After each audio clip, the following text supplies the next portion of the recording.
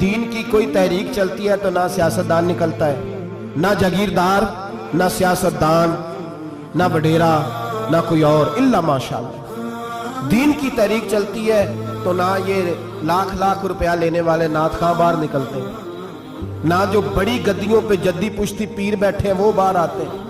وہ علماء اور مشائخ جن کا دین سے رشتہ ہے۔ اگر پیر جماعت علی شاہ صاحب نکلے تو خالی پیر نہیں تھے، عالم دین بھی تھے۔ اگر پیر میرے علی شاہ صاحب نکلے تو خالی پیر نہیں، بہت بڑے عالم تھے۔ حجت الاسلام نکلے تو خالی پیر نہیں، عالم تھے۔ یہ علماء نکلتے ہیں، مار کھاتے ہیں۔ ایک عالم نے مار نہیں کھائی، دو نے نہیں کھائی، درجنوں نے کھائی، ہزاروں اور سینکڑوں نے کھائی۔ علماء نے قربانیاں دی، جیلوں میں بند ہوئے۔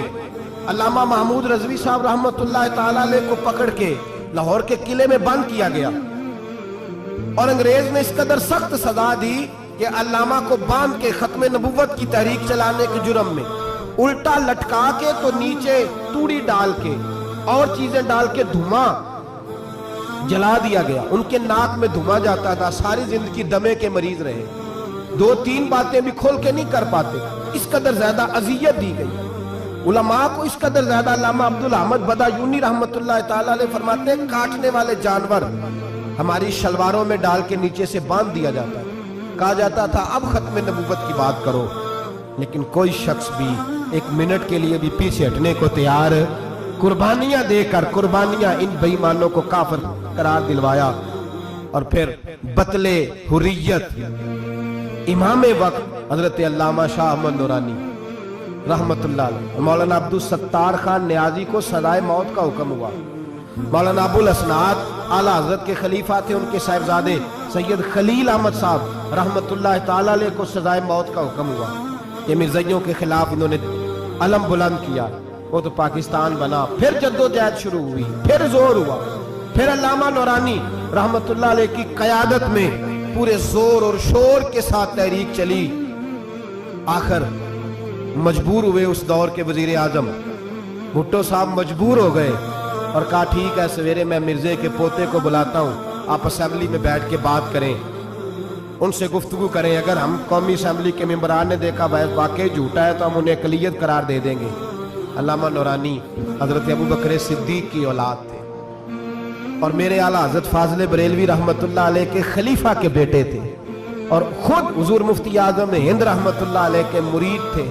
حضرت علامہ نورانی ساری زندگی ایسا لباس پہنتے تھے کہ اس کے اندر سلوٹ نظر نہیں آتی، امامہ اتنا حسین ہوتا تھا کہ دیکھنے کو دل کرتا تھا، اور گاڑی میں بہترین میں بیٹھتے تھے، لیکن مکان ساری زندگی کرائے کا رہا، کرائے کا۔ لوگ کہتے ہیں ملنے جاتے تھے، سیڑھیوں سے اترتے تھے تو علامہ نورانی سیڑھیوں پہ بٹھا لیتے تھے، کہتے دو ہی کمرے ہیں اور میں آپ کو بٹھا نہیں سکتا، گھر میں جگہ نہیں۔ تو کہا حضرت آپ اجلے تو بڑے نظر آتے ہیں، تو آپ فرماتے لباس دنیا کو دکھانے کے لیے پہنا ہے، اور باقی تو سارا میرا معاملہ خدا رسول کے ساتھ ہے، میں جانوں اللہ رسول جانے، میں بھکاری بن کے نہیں جینا چاہتا، خودداری کے ساتھ وقت گزارنا چاہتا ہوں۔ علامہ نورانی کہتے ہیں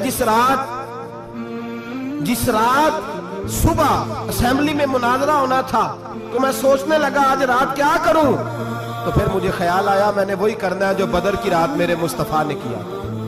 ساری رات میں مصلی پہ بیٹھا رہا، کہتے ہیں بس اونگ لگی تو بات بن گئی، آنکھ لگی تو بات بن گئی۔ کہتے ہیں سحری کا وقت ہوا تو دستک ہوئی دروازے پہ، دو تین نادان دوست کہنے لگے آپ ہمارے گھر آئے، فرماتے میں ان کے گھر گیا، جب ان کے گھر پہنچا تو وہاں مرزئی اور قادیانی 10 کروڑ روپیہ بریف کیس میں بند کر کے لائے، اور کہنے لگے مولانا یہ بیانہ ہے، بیانہ، یہ آپ بیانہ پکڑ لیں، اور باقی پیسے بعد میں، سنا ہے مکان بھی کرائے کا ہے، سنا ہے آپ کے پاس کوئی پراپرٹی نہیں، یہ بیانہ لے لے باقی بعد میں آئے گا۔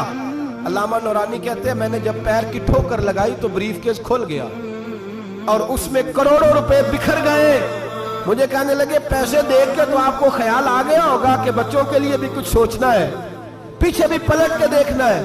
نورانی صاحب رحمت اللہ علیہ فرمانے لگے میں نے کہا ہاں میں وصول تو کر لیتا، پر تم نے قیمت بڑی تھوڑی لگائی، ایمان بیچنا اتنی تھوڑی قیمت، میری تو رات زیادہ قیمت لگ گئی ہے، بڑی زیادہ قیمت، میں تو بک گیا ہوں پہلے سے۔ کہنے لگے آپ کی کیا قیمت لگی ہے؟ فرمانے لگے رات میں درود پڑھتے پڑھتے سویا ہوں تو مدینے والے رسول کا دیدار نصیب ہوا ہے، اور نبی پاک نے تھپکی دے کے کہا فکر نہ کرنا میں تیرے ساتھ ہوں۔ تو کہنے لگے جس کی قیمت محمد عربی لگائے کوئی اسے خرید سکتا ہے؟ سویرے میدان لگے گا اسمبلی میں، اور میں اسمبلی کے فلور پہ ثابت کروں گا تم کل بھی بے ایمان تھے، آج بھی بے ایمان ہو، قیامت تک تم بے ایمان ہی رہو گے۔ جتنا مرضی پڑھ جاؤ، لکھ جاؤ، جتنی مرضی بڑی عبادت گاہیں بنا لو، جتنا مرضی شور کر لو، اور جتنے مرضی کینیڈا اور امریکہ تمہارا ساتھ دے لے، ہمارے رسول آخری نبی ہے، حضور آخری نبی ہے، یہ امت کا متفقہ عقیدہ ہے، اس میں کسی کو رکھنا ڈالنے کی اجازت ہے۔ آپ فرماتے ہیں سویرے وہ آیا، بڑے زور سے آیا، کبھی انگریزی بولتا، کبھی کوئی بولی بولتا، لیکن احمد رضا کے دروازے کا ایک فقیر ایک بات ہی کرتا، وہ رضا کے نیزے کی مار ہے کہ عدو کے سینے میں غار ہے، کسے چارہ جوئی کا وار ہے کہ جو وار وار سے پار۔ کہتے ایک اور مولوی صاحب بھی آئے میرے ساتھ مناظرہ کرنے، ان کی اپنی کتاب سے نکل آیا کہ نبی پاک کے بعد آخری کوئی اور نبی آ جائے تو فرق نہیں پڑتا، اپنی کتاب سے، ان کے دارالعلوم بانی، دارالعلوم بنانے والے کی کتاب سے نکل آیا۔ تو مولوی وہ مرزا کہنے لگا تم نے بھی تو لکھا ہے، ہم نے کہا یہ بھی بے ایمان ہے، اعلیٰ حضرت کہہ چکے ہیں یہ کافر ہے، یہ بھی تمہاری طرح کا ہی ہے ظالم، لہذا اس کی بات کا کوئی اعتبار نہیں ہے، کافر قرار دے دیا گیا۔ کفر تو ہو گیا، اقلیت تو ہو گئی، لیکن وہ آج تک اپنی حرکتوں سے باز۔ ہمارے بچوں کو پتہ ہی نہیں یہ کتنے غلط ہیں، ہمیں خبر ہی نہیں کہ یہ کتنے برے ہیں۔ بھائی ایک صاحب سے میری ایک دفعہ بات ہوئی، چودھری صاحب تھے، گفتگو ہوئی تو کہنے لگے جی ختم نبوت نہیں مانتے تو ختم ہو گیا مسئلہ، اللہ ناراض ہو جائے گا، ختم نبوت نہیں مانتے تو اللہ ناراض ہو جائے گا۔ میں نے کہا جناب کے کتنے بچے ہیں؟ انہوں نے کہا 4، زمین کتنی؟ 20 کلے، کتنے آئے بولیے؟ تو میں نے کہا ایک نیا بندہ آ کے کھڑا ہو جائے کہ میں بھی آپ کا بیٹا ہوں، تو آپ راضی ہیں؟ مثال دے رہا ہوں سمجھانے کے لیے، بلا مثال و بلا تشبیہ، آپ راضی ہو جائیں گے؟ بولے نہیں تو چپ کر کے آخنا چل کوئی نہیں، 4 گڑ لینے تھے 5 بڑھ لینے، ہو جائے گا ایسا؟ عجیب بندے ہو، جو کام جو تمہارا بیٹا نہیں، جب تم اسے بیٹا ماننے کو تیار نہیں تو جو اللہ کا نبی نہیں، وہ میدان میں کھڑا ہو کہے میں بھی ہوں، تو یہ کس طرح قابل قبول بات ہے؟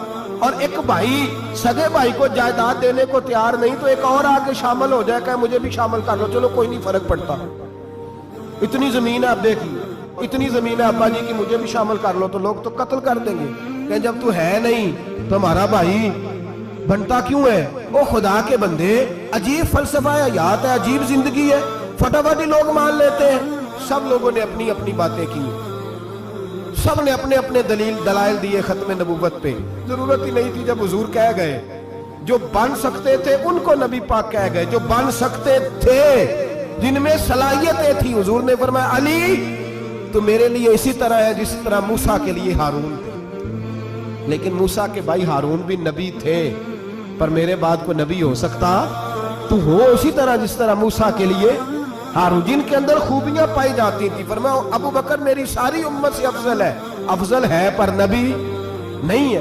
میرے رسول پاک نے فرمایا عمر فاروق میں وہ ساری خوبیاں پائی جاتی ہیں جو ایک نبی میں، لو کان نبی بعد لکان عمر ابن خطاب، اگر کوئی میرے بعد نبی ہوتا تو خطاب کا بیٹا عمر ہوتا، جو ہو سکتے تھے جب وہ نہیں ہوئے تو کانا شانہ اٹھ کے آ گیا ہے، ادھر قادیان کا رہنے والا، اور تو کہتا ہے نہیں مجھے مان لو، چلو پورا نہ مانو، ذلی مان لو، بروزی مان لو، حیا ہونی چاہیے۔ بڑے بڑے سیانے بندے کو آج تک پتہ ہی نہیں کہ یہ ذلیل کتنے، ان کے اندر خباثت کتنی پائی جاتی ہے۔ میرے رسول پاک امت کے لوگوں نے اپنے اپنے دلائل دیے، نبی پاک کی امت نے اپنے اپنے۔ حضرت میاں محمد بخش صاحب رحمت اللہ علیہ ختم نبوت پہ بات کرنے لگے تو انہوں نے انوکھی بات ہی کر دی، انوکھی بات۔ ایک شخص ان سے کہنے لگا چل کے دیکھو تو صحیح، ملے تو صحیح۔ آپ فرمانے لگے دفع کرو، جنہ اندر عشق ہے رچیا اونا نہیں بھج جانا، پاویں سونے ملن ہزارہ آسانی یار بٹاؤ۔